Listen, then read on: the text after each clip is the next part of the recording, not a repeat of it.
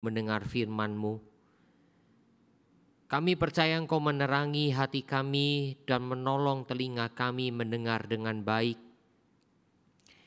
Sehingga ya Bapa, firman-Nya akan dikotbahkan. Betul-betul bisa kami pahami dan kami mengerti, serta beri kami kekuatan untuk melakukannya dalam kehidupan kami.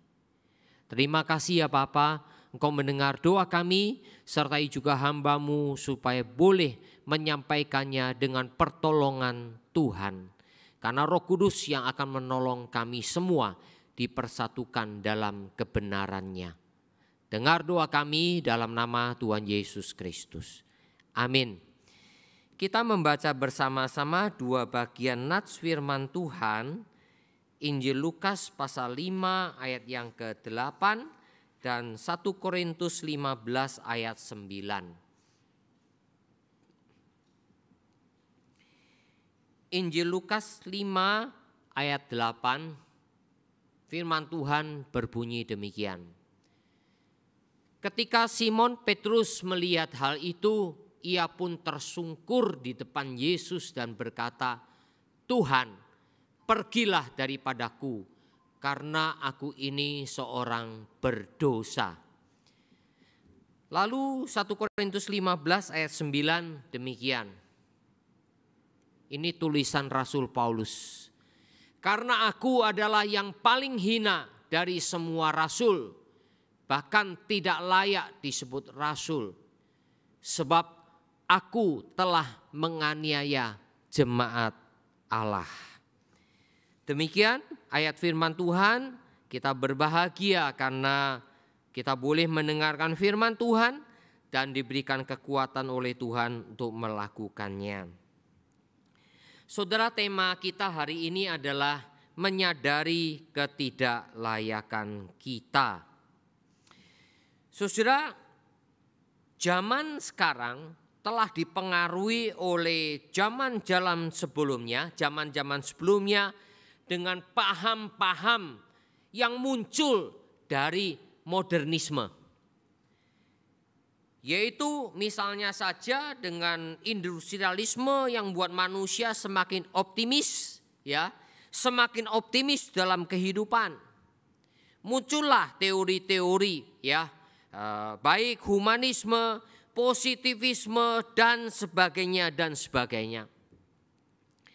Pernah seorang filsuf mengatakan manusia sudah dewasa, itu di Eropa. Sehingga pada waktu itu seolah-olah mengatakan kami tidak perlu lagi agama. Kami tidak perlu lagi agama. Apa itu kepercayaan-kepercayaan yang semuanya berbau mistik. Yang semuanya bersifat halusinasi dari manusia. Ilmu pengetahuan sudah berkembang pesat. Manusia sudah dewasa, tidak perlu itu semua. Karena itulah saudara, Eropa dan Amerika Utara serta Australia memasuki era postmodern. Ya, dengan modernisme yang mereka canangkan terus-menerus, akhirnya mereka betul-betul post-Christian era di dalamnya. Manusia punya harga diri, self-esteem, ya. Ditambah lagi saudara, gereja, ya, muncul teologi-teologi sukses. Teologi sukses yang memakai ayat-ayat firman Tuhan untuk menyatakan manusia orang Kristen itu berharga. Ya. Sebutannya banyak saudara. Kita ini anak-anak Allah. Bahkan ada lagu sekolah minggu, ya. Kita ini anak raja. Saya ingat lagu sekolah minggu, ya. Aku anak raja, kamu anak raja, kita semua anak raja. Waduh, saudara, anak raja. Tapi kalau saudara tahu, banyak anak raja bertengkar untuk kerajaannya. Untuk apa? Untuk posisinya, betul kan? Untuk apa? Untuk warisannya. Ditambah lagi, saudara, memang firman Tuhan mengatakan kita ini anak-anak kerajaan. Tapi firman Tuhan tidak pernah mengatakan kita ini anak raja, saudara. Ya, tidak pernah. Anak-anak kerajaan betul pernah disebutkan, ya. Tapi kita ini adalah anak-anak Allah. Dan kalau firman Tuhan katakan ya dalam Mazmur itu, Mazmurnya Musa atau Daud, kita ini diciptakan oleh Allah menurut gambar dan rupa Allah. Kita diciptakan yang tertinggi dari semua makhluk ciptaan. Betul. Kita bersyukur. Bahkan Mazmur Daud mengatakan kita itu dipelihara seperti biji matanya. Jadi biji mata, kita ini sangat sensitif sekali. Mata kita kena ya kelilipan, ya, kemasukan, kena angin ataupun apalagi masuk debu, langsung sudah kita betul-betul mau pelihara dengan baik. Ya. Saudara yang kasih oleh Tuhan, tapi ingat ayat-ayat firman Tuhan itu tidak boleh digunakan untuk menjadi kesombongan diri kita. Memang itu menunjukkan posisi kita. Kita yang menerima Yesus Kristus adalah anak-anak Allah. Memang kita yang menerima Yesus, gambar Allah dipulihkan di dalamnya. Memang betul Allah memelihara kita seperti biji matanya. Betul. Tapi itu semua tidak bisa dipelintir, dibelokkan untuk membuat kita bangga. Oh, saya memang anak Tuhan. Pergi kemana saja, berani kemana saja. Tanpa perhitungan, ya nggak bisa, saudara. Harus ada bijaksana. Ya. Nah, saudara, manusia semakin tidak sadar, ditambah lagi dengan keberdosaan manusia. Orang berdosa itu punya keangkuhan. Dia tidak mau mengakui kesalahan. Seperti Adam menyalahkan Hawa. Tuhan tanya, "Loh kenapa? Kok kamu tahu ya kamu telanjang? Kenapa kamu? Kamu yang telah perbuat apa? Perempuan yang kau tempatkan di sisiku itu yang memberikan buah itu kepadaku." Tuhan tanya lagi kepada Hawa, "Kenapa kamu lakukan itu?" "Ular itu yang sudah menggoda aku." Manusia berdosa tidak pernah refleksi diri. Manusia berdosa selalu menyalahkan orang lain, menyalahkan keadaan. Nah, saudara, sebagai anak Tuhan, saudara kita semua itu masih hidup dalam dosa. Dan kalau saudara dan saya tidak pernah sadar diri bahwa kita pun bisa salah, bahwa kita pun bisa melakukan kesalahan dalam hidup ini, karena itu jangan sering menyalahkan orang lain. Ditambah lagi dunia era postmodern, saudara. Sekarang kita sudah memasuki era postmodern. Di mana dalam era postmodern ini seolah-olah tidak ada kebenaran mutlak. Kebenaran mutlak itu dibuang jauh-jauh, yang penting kebenaran diri. Kebenaran menurut saya. Semakin membuat orang Kristen tidak bisa sadar. Itu sekarang orang Kristen sudah, waduh, ditambah dengan dunia yang sudah silakan semua bebas. Kamu mau beribadah kemana, mau ke gereja manapun, silakan bebas sebebas-bebasnya. Tidak lagi mencari gereja yang benar. Yang penting mencari gereja yang menyenangkan saya. Tapi alasannya apa? Aku di situ tumbuh rohani. Alasannya selalu begitu. Aku di situ seolah-olah aku semakin cinta Tuhan. Cinta Tuhan atau cinta diri. Ya. Jadi saudara dimanipulasi di dalamnya. Nah saudara, disinilah harus membuat kita waspada. Saudaraku yang kasih oleh Tuhan, kita akan belajar lewat dua nas Alkitab ini bahwa siapapun yang dipanggil menjadi anak-anak Tuhan, siapapun yang dipanggil menjadi hamba-hamba Tuhan, siapapun yang dipanggil oleh Tuhan untuk dipakai oleh Tuhan, harus menyadari siapa dirinya, yaitu menyadari ketidaklayakan kita. Hal pertama yang kita akan perhatikan adalah kata-kata yang dilontarkan oleh Rasul Petrus. Ketika Simon Petrus melihat hal itu, ia pun tersungkur di depan Yesus dan berkata, "Tuhan, pergilah daripadaku, karena aku ini seorang berdosa." Saudara, di hadapan kebesaran Tuhan, inilah yang Rasul Petrus lihat dan saksikan. Saudara, boleh dikatakan kalau lihat Injil-Injil yang lain, hanya Injil Lukas yang menceritakan latar belakang panggilan Petrus, yaitu untuk menjadi penjala manusia, di mana pekerjaannya adalah penjala ikan. Petrus, saudara, punya pengetahuan yang tanda petik komplit pada waktu itu sebagai seorang nelayan. Ya, standar-standar operasional bagaimana menangkap ikan dia tahu semuanya. Dia menguasai Danau Galilea.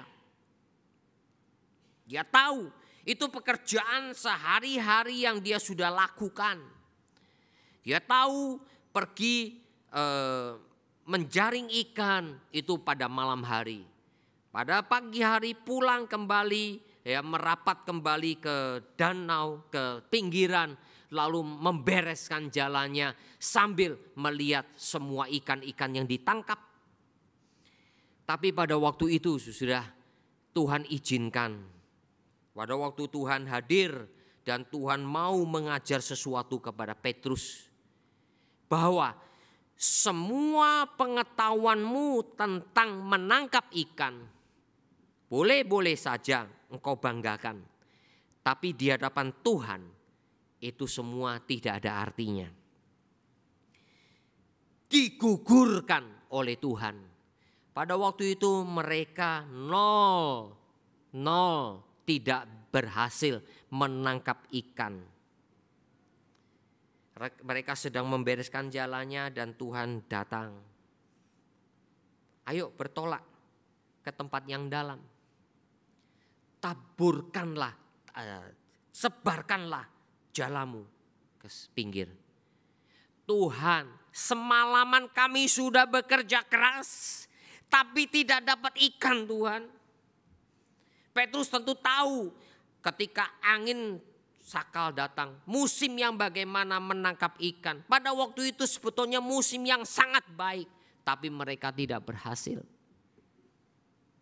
Tuhan katakan, taburkanlah, sebarkanlah jalamu. Tapi Tuhan, karena engkau memerintahkannya, aku akan melakukannya. Dan mereka kaget, sudah. Pada siang hari, sudah, menebarkan jala, itu nonsen mendapatkan ikan yang banyak. Saya ingat pada waktu saya dulu masih kecil, tetangga saya itu suka mancing, sudah. Seringkali mengajak teman-temannya, ayo perginya pada malam hari.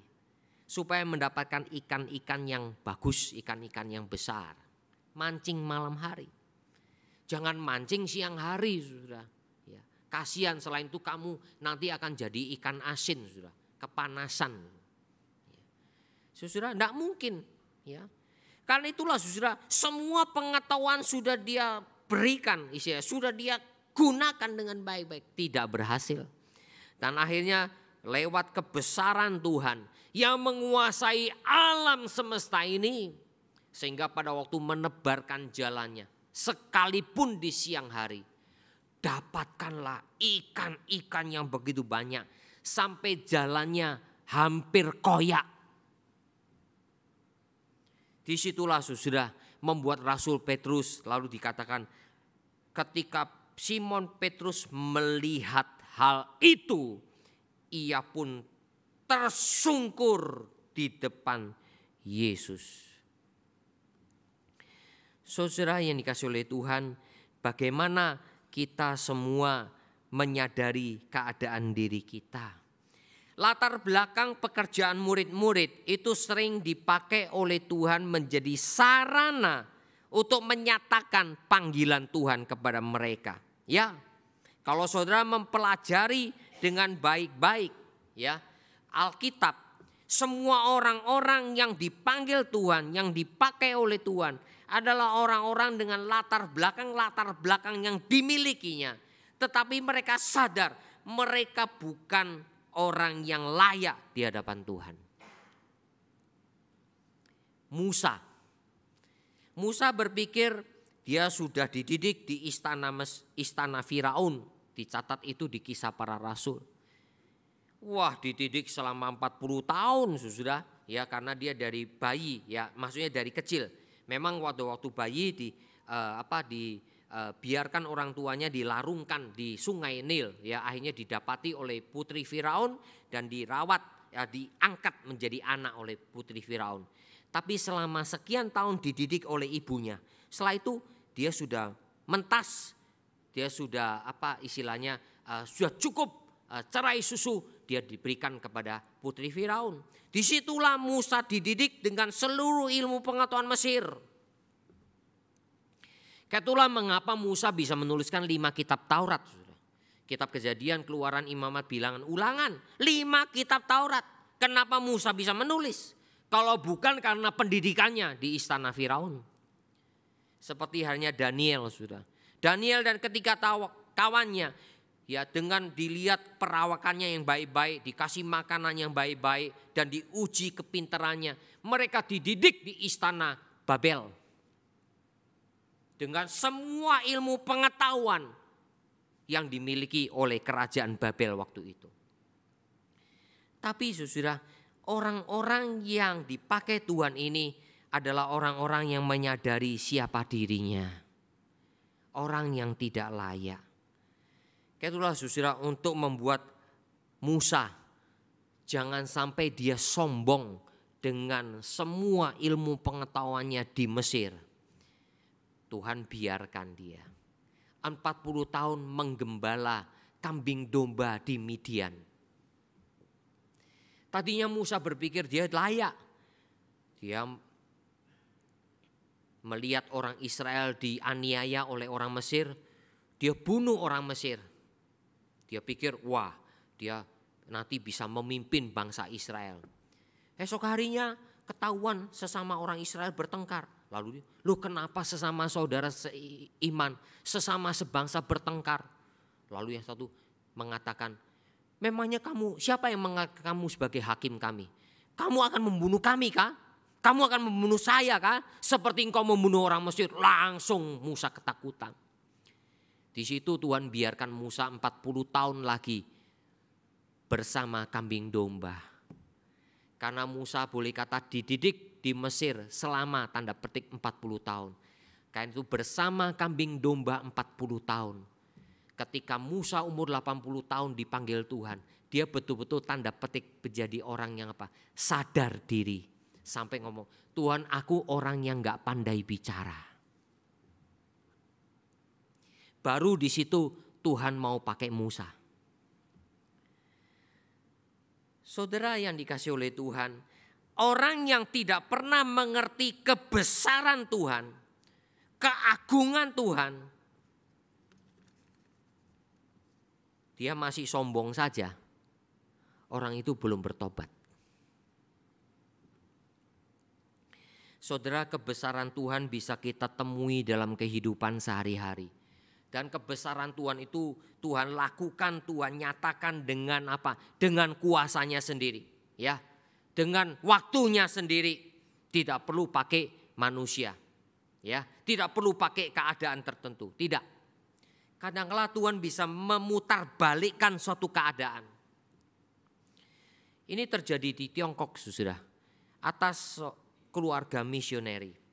Ada misioneri yang melayani bernama Dick Hills dan Margaret Hills. Mereka melayani sebagai misioneri dan tinggal di suatu pedesaan, pedalaman ya yang bernama Senkyu, ya.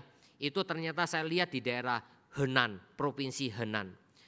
Saudara, itu tahun 1940-an. Misioneri ini melayani di sana, terpanggil dan melayani pada waktu juga peperangan dimulai. Peperangan dunia. Nanti ada perang dunia kedua. Ya. Saudara, Jepang mulai menyerang Tiongkok. Ya, menyerang. Masuk, menyerang. Nah, saudara, desa itu dekat sekali juga dengan mulai didekati oleh penyerangan dari Jepang.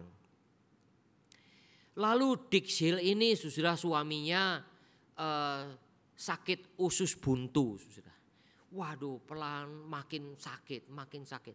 Wah, bagaimanapun tidak bisa bertahan di desa, di daerah. Karena tidak ada dokter, tidak ada rumah sakit yang bagus. Harus dioperasi. Karena kalau berani bertahan, memang betul Tuhan bisa melakukan mujizat menyembuhkan. Tapi kan Tuhan juga memberikan hikmat bijaksana buat manusia. Tuhan tidak mau diatur sama kita, ya. Tuhan mau melakukan mujizat menurut caranya, menurut waktunya Tuhan. Nah, Dick sebagai hamba Tuhan tahu itu. Itu, Margaret, gimana pun juga saya harus pergi ke kota. Saya harus operasi usus buntu. Kalau tidak pecah, mati saya. Oke deh, Margaret terpaksa merelakan suaminya pergi ke kota yang terdekat. Saudara, Margaret deg-degan juga, khawatir juga. Dia harus sendirian bersama dua anaknya. Yang satu masih 1 tahun, yang satu masih 2 bulan. Bayangkan, saudara, sementara Jepang menyerang Tiongkok. Dan daerah itu, pedesaan itu, saudara, mulai terdengar kabar, mulai terdengar sirine. Setiap kali Jepang menyerang, sirine dibunyikan. Waduh, semakin menakutkan. Lalu saudara, tentara pedesaan itu memberikan kabar, Jepang menyerang. Cepat masuk ke dalam rumah. Serangan itu semakin intensif, saudara. Akhirnya terpaksa harus diumumkan. Sekarang mulai siap-siap mengungsi. Wah, mendengar kata mengungsi, saudara, Margaret lemes sekali.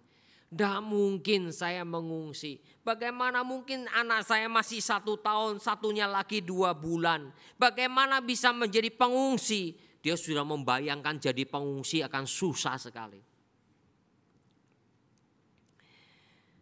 Akhirnya Margaret memutuskan, tidak, kami bertiga akan tinggal di rumah saja. Sambil memohon pertolongan Tuhan. Saudara, 15 Januari 1941. Ya, 15 Januari 1941. Terjadi, dia menyaksikan suaminya harus pergi ke kota untuk berobat usus buntunya. Saudara, dia sendirian, dia menangis ya dengan sedih, lalu dia hanya berharap kepada Tuhan. Saudara, kemudian saudara terdengar berita-berita yang terus kadangkala, apalagi terdengar tembakan-tembakan, saudara, itu semakin mengkhawatirkan dirinya. Tapi dia berusaha tenang melewati bersama Tuhan. Saudara, keesokan harinya seperti biasa dia menyobek kalender harian. Saudara, kalender harian kuno ya. Saya ingat kalender harian kuno karena mama saya menyobek satu kalender 15 Juli 1963 untuk ditaruh di akte kelahiran saya, ditempel di belakangnya ya, kalender kuno gitu ya, 1963. Saudara, kalender itu tentu kalender Tionghoa, saudara ya, tulisan-tulisan Mandarin. Pada waktu besok harinya ketika dia menyobek kalender itu, tiba-tiba Margaret melihat sudah di kalender itu tulisan, waktu aku takut, aku ini percaya kepada Tuhan. Mazmur 56 ayat 4. Wah, dia dihiburkan. Saudara, lalu sore harinya ya, pimpinan desa, tentara desa memberitahukan, kalau bisa desa dikosongkan, ayo pergi, ayo mengungsi. Nggak mau. kami mau di rumah saja. Saudara, besok harinya dia menyobek kalender lagi. Margaret, saudara, merasa ditinggalkan oleh banyak orang di desanya. Tapi ketika menyobek kalender itu, dia melihat kalender hari ini. Mazmur 9 ayat 11. Sebab tidak kau tinggalkan orang yang mencari Engkau ya Tuhan. Wah, ayat itu menguatkan dia bahwa dia tidak ditinggalkan oleh Tuhan. Sekalipun orang-orang di sekelilingnya mulai meninggalkan desanya. Saudara, terdengar lagi suara-suara tembakan. Lalu saudara, Margaret mulai khawatir, makanan menipis, besok sudah tidak ada makanan. Dia hanya berserah kepada Tuhan. Tidur malam hari, ya pasti ada gangguan-gangguan, anaknya menangis dan sebagainya. Ya. Tapi saudara, dia tetap percaya kepada Tuhan. Besok pagi seperti biasanya setelah dia berdoa, dia robek kalendernya lagi, tanggalannya lagi.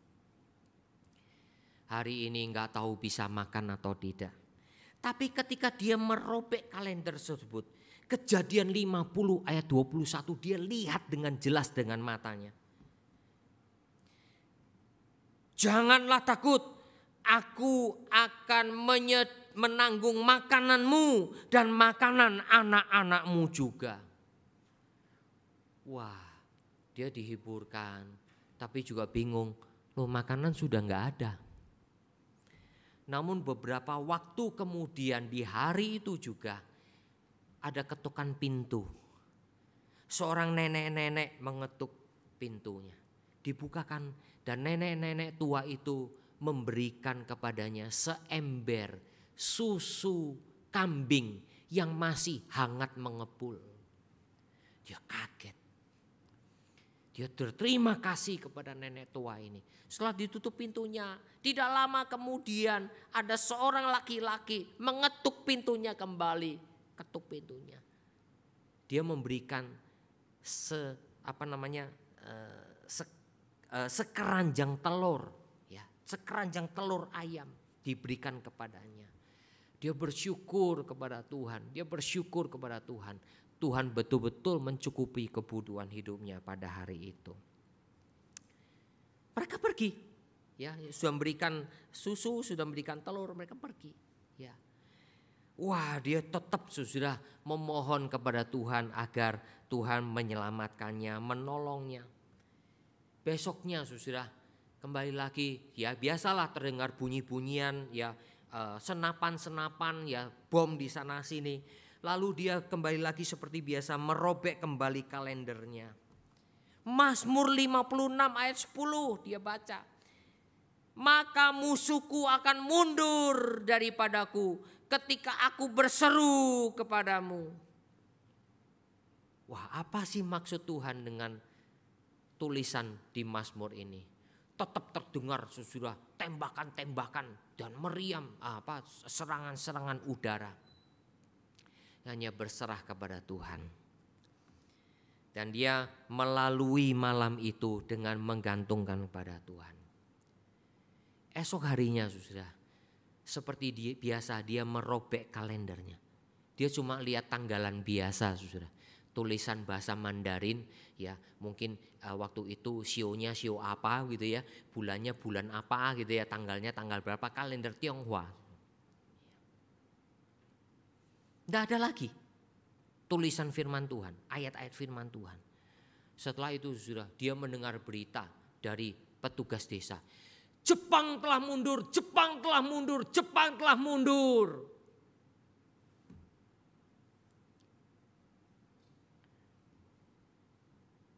Saudara, itulah kebesaran Tuhan. Tapi kembali lagi, kebesaran Tuhan bukan didikte oleh kita. Kebesaran Tuhan bukan diperintah oleh kita.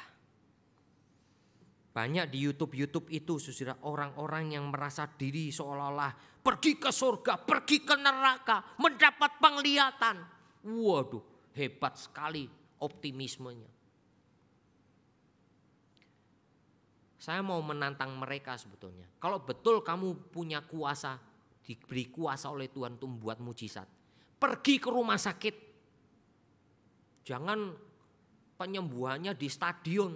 Di stadion orang yang datang belum tentu sakit. Mungkin cuma psikosomatis. Ke rumah sakit itu orang yang sakit betul. Ya kan? Saudara kalau lihat Tuhan kasih kuasa-kuasa kepada murid-murid penyembuhan dan sebagainya. Mereka tidak menggunakan penyembuhan itu dengan sembarangan. Saudara. Selalu mengikuti apa? Mengikuti pimpinan Tuhan. Betul. Selalu apa? Memuliakan Tuhan. Selalu. Tidak ada yang berani sembarangan. Saudara yang kasih oleh Tuhan. Karena itulah kalau kita sudah pernah bertemu dengan Tuhan dengan seluruh kebesarannya, saudara dan saya betul-betul tidak layak. Tidak layak. Di hadapan kekuasaan Tuhan, inilah ayat yang kedua dari Paulus. 1 Korintus 15 ayat 9. Paulus ini dulu namanya Pak Saulus. Dia seorang ahli Taurat, seorang Farisi yang belajar Taurat dengan sungguh-sungguh, yang juga mempraktekkan Taurat itu. Dia belajar dan dia mengerti bahasa Ibrani. Dia diberi kuasa oleh mahkamah agama Yahudi untuk menangkap orang-orang Kristen. Kuasanya penuh. Tapi saudara, Tuhan pasti tahu cara terbaik untuk menangkap orang-orang kepunyaannya. Orang-orang yang akan dipanggilnya. Termasuk di situ orang yang bernama Saulus yang nantinya menjadi Paulus. Dia harus dipaksa oleh kekuasaan Tuhan. Lewat suatu perjalanan ke Damsyik. Disitulah dia mendapat penglihatan yang luar biasa dari Tuhan. Yang membuat dia harus bertekuk lutut di hadapan Tuhan. Kekuasaan Tuhan itu menghancurkan semua kesombongan manusiawinya. Kesombongan manusiawinya dihancurkan. Dari situ Tuhan ingin merajut kembali menjadi suatu pribadi yang rendah hati. Yang akhirnya dia katakan, aku orang yang paling hina dari semua rasul. Dan aku tidak layak disebut rasul. Karena aku menganiaya jemaat Tuhan. Itu Rasul Paulus. Pernah enggak dia bangga? Tidak pernah.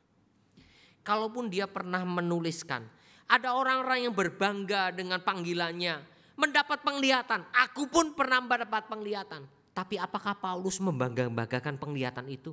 Tidak. Kalaupun dia tuliskan, itu bukan karena dia bangga. Kalau kamu punya penglihatan, aku juga pernah punya penglihatan. Tapi itu bukan untuk dibangga-banggakan. Yang sekarang terjadi lain kan? Dapat penglihatan, katanya gini. Itu palsu semuanya. Saudara yang dikasih oleh Tuhan, kekuasaan Tuhan itu membuat kita sadar siapa diri kita. Dan orang-orang yang mengerti ini, saudara, akhirnya bukan lagi membanggakan penglihatannya, membanggakan pengalamannya, tidak. Mereka kembali kepada firman Tuhan, mereka kembali lagi kepada ajaran firman Tuhan. Musa setia pada firman Tuhan. Musa sampai disebut orang yang lembut hatinya. Paulus yang begitu sangar dulunya menjadi orang yang rendah hati. Dia setia memberitakan firman Tuhan. Petrus sudah, dia itu orang yang mengalami banyak mujizat dari Tuhan. Orang yang selalu nomor 1 di antara para murid. Tapi akhirnya dia menjadi rendah hati. Dia udah ngomong, saya itu juru bicara para murid loh. Saya ini sudah mengalami banyak loh ketemu sama Tuhan. Mengalami banyak mujizat Tuhan. Pernah berjalan di atas air walaupun kelelep. Tapi dia tidak pernah bangga, dia rendah hati. Dan semua orang-orang ini sudah akhirnya sadar, kembali kepada Tuhan, kembali kepada perintah Tuhan. Tugas utamanya memberitakan firman Tuhan. Bukan memberitakan penglihatan, bukan memberitakan mujizat, bukan memberitakan yang lain-lain. Memberitakan firman Tuhan, keselamatan dari Tuhan. Supaya umat Tuhan itu mengerti secara utuh apa itu keselamatan. Bangsa Israel dikasih mujizat terus pun tetap sungut-sungut kok. Betul kan? Kalau mereka tidak mengerti firman Tuhan jadi bersungut-sungut. Bangsa Israel sekalipun tiap hari kasutnya nggak pernah rusak pun mereka tidak percaya kepada Tuhan. Sampai terpaksa akhirnya satu generasi Tuhan musnahkan di padang gurun. Satu generasi yang pernah melihat sendiri berjalan melewati laut merah. Dengan laut yang terbelah menjadi dua. Itu mujizat yang hebat sekali enggak? Satu generasi yang pernah melihat setiap hari tiang awan, tiang api menuntun mereka. Itu mujizat yang luar biasa. Membuat mereka takut Tuhan? Tidak. Karena apa? Mereka tidak ingat firman Tuhan. Dikasih mujizat apa? Dikasih burung-burung puyuh. Dikasih burung puyuh pun saudara. Ada yang menjadi orang-orang durhaka. Makan dengan hawa nafsu. Sampai mulut mereka penuh berlemuran dengan apa? Dengan lemak-lemak. Kayak orang rakusnya luar biasa. Tuhan marah itu pada waktu itu. Saudara, walaupun itu mujizat. Saudara, hanya firman yang akan menuntun engkau. Menuntun pikiranmu, menuntun hatimu. Firman itu. Yesaya mendapat penglihatan. Langsung saudara. Aku orang yang najis bibir. Aku orang yang najis bibir. Aku ada di tengah-tengah lahir dari bangsa yang najis bibir. Tapi yang sekarang terjadi sudah di YouTube itu orang-orang itu bangga. Hebat. Sudah pergi ke surga, pergi ke neraka. Saya percaya itu kepalsuan sudah. Itu bukan dari Tuhan. Saya sangat percaya. Karena kalau lihat semua prinsip Alkitab, semua orang yang telah melihat itu semua menjadi orang yang rendah hati dan mereka mengikuti firman Tuhan.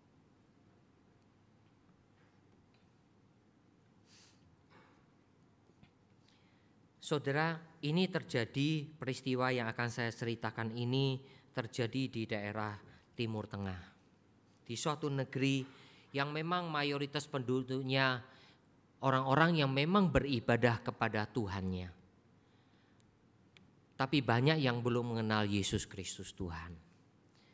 Ada suatu keluarga tinggal di sebuah apartemen di suatu kota. Ya, tentu bukan kota besar, ya lumayan lah. Keluarga itu keluarga yang baik, ya. Mereka menjalankan ibadahnya, ya. Selama ini semuanya aman-aman dan baik-baik saja. Lalu pada suatu hari terjadilah satu hal yang berbeda.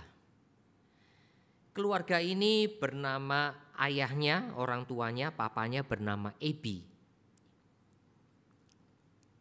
Punya anak-anak, termasuk ada seorang remaja putri yang bernama Sanas.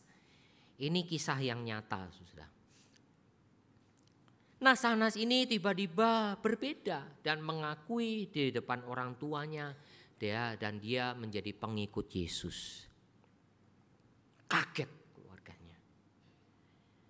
Papanya jantungnya berdetak keras, marah sekali.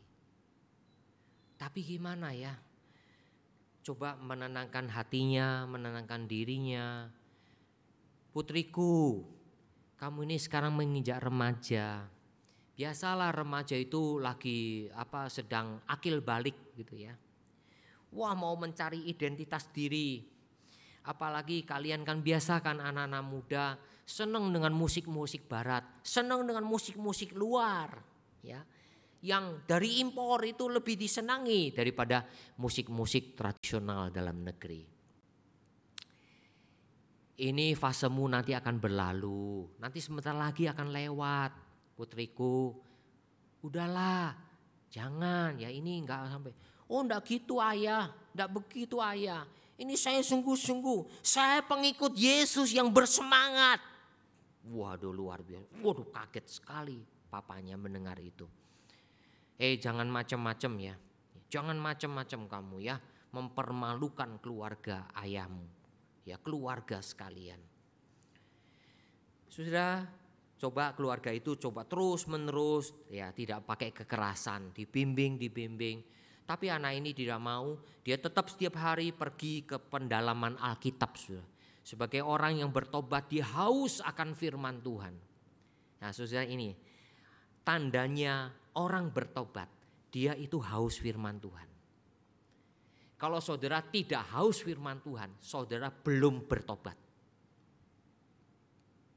Pasti.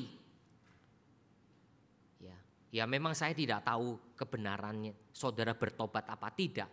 Tapi kalau tidak ada kehausan akan firman Tuhan. Nah saudara, Sahnas ini saudara, waduh ikut terus 2 tahun. Wah makin dalam pemahamannya akan Tuhan. Wah satu kali papamanya berpikir keras gimana caranya supaya putrinya itu tidak berpindah kepercayaan. Oh iya, mamanya ingatkan, dulu kan dia seneng sama seorang cowok. Tapi kan waktu itu kan kita menolak, jangan sama cowok itu. Coba jodohin sama dia. Oh iya ya, dia dulu seneng sama cowok itu, ayo deh. Pasti kesengsem kembali.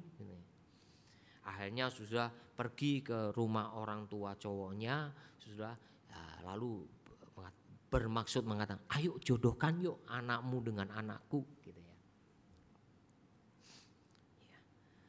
Setelah itu sudah putrinya dikasih tahu, Sahnas ini dikasih tahu, yuk kan kamu dulu senang sama si A itu, cowok itu kan, ayo nggak apa-apa, papa mama sekarang setuju, ya nggak apa-apa kamu berjodoh saja dengan dia, menikah, membangun keluarga.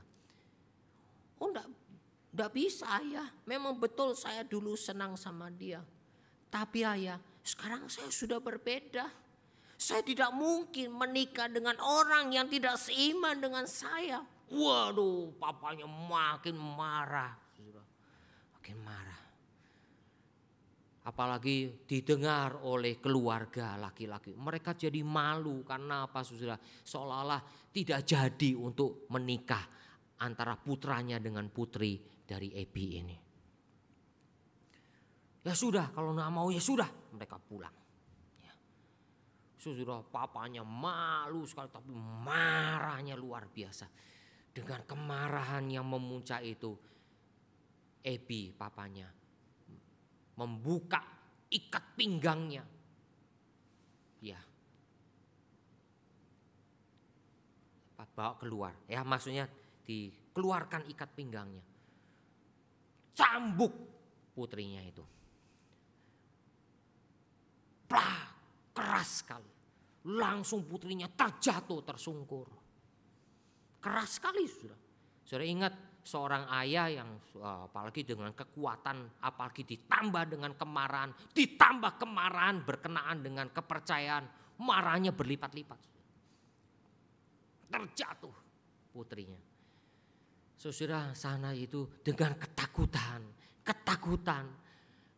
Ayah, papa, kamu tahu saya bisa saja melakukan yang semuanya bisa terjadi, bahkan nyawamu juga. Dan itu tidak apa-apa.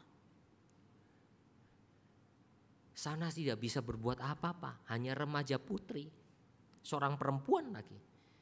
Dia hanya bisa berdoa, Tuhan Yesus, tolong saya. Tapi saya tidak mau meninggalkan Engkau Tuhan Yesus. Mendengar doa putri yang ini, dia semakin marah lagi sudah. Papanya. Ketika papanya mau mencambukkan kembali Tiba-tiba sudah cambukan itu mengenai dirinya sendiri. Plak, plak, plak, plak, plak. Memukuli dirinya sendiri. Dan papanya jatuh tersungkur. Matanya tertutup. Sanas berteriak, "Papa, kenapa Papa?" Istrinya yang ada di belakang tiba-tiba datang, "Kenapa? Sanas, kamu sudah melakukan apa kepada papamu?" Langsung mengambil telepon, mau menelpon rumah sakit. Lalu papanya perlahan-lahan matanya terbuka. "Mama, tutup teleponnya. Saya tidak perlu ambulans. Saya tidak perlu ambulans." Pada waktu papanya mencambuk-cambukkan dirinya itu, dia berkata, aku kotor, aku orang berdosa, aku tidak layak. Lalu sesudah Epi itu memanggil putrinya, "Sanas, mari datang kepada papa." Sampai papanya berusaha untuk maju mendekati putrinya. Putrinya tadinya ketakutan. Tapi perlahan-lahan melihat raut muka papanya sudah berubah. Bukannya penuh kebencian, tapi penuh dengan tatapan yang mengasihi dan berbelas kasihan. Sanas mau mendekati papanya dan mereka berpelukan. Apa yang terjadi? Ini bukan drama, ini kejadian nyata.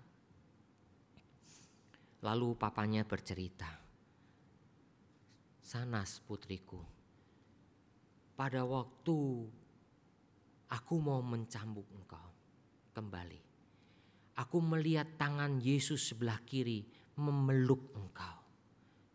Dan tangan kanannya menunjuk kepadaku, berhenti, jangan lakukan ini kepada dia. Dia adalah milikku."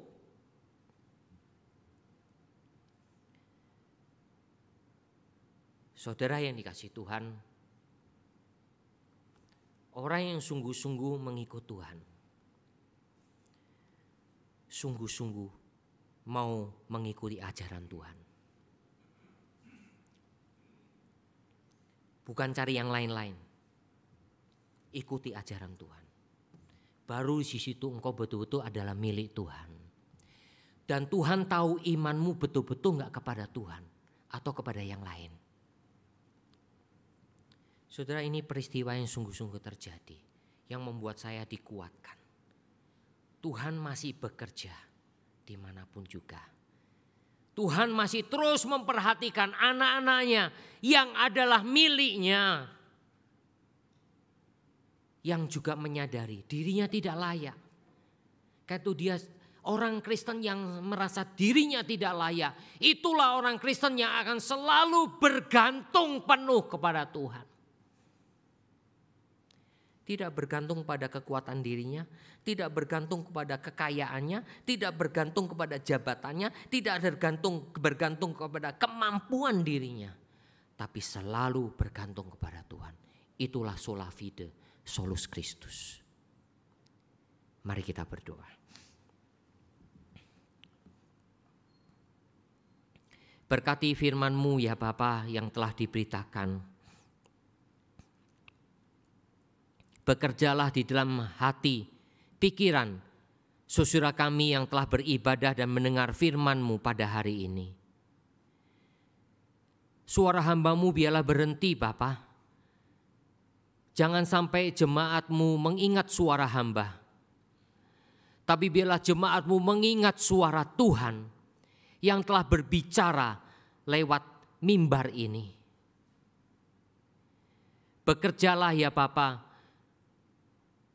Lewat Roh Kudus, lewat firman Yesus Kristus yang juga firman yang telah tertulis supaya bisa membangun iman kami setia kepada Tuhan.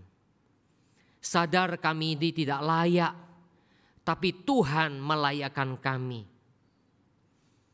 Sehingga kami menjadi orang-orang Kristen yang rendah hati dan merendahkan diri di hadapan Tuhan.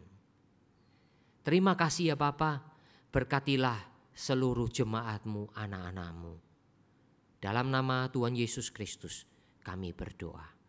Amin. Mari kita mempersiapkan diri dalam memasuki perjamuan kudus. Kita menyanyikan sebuah lagu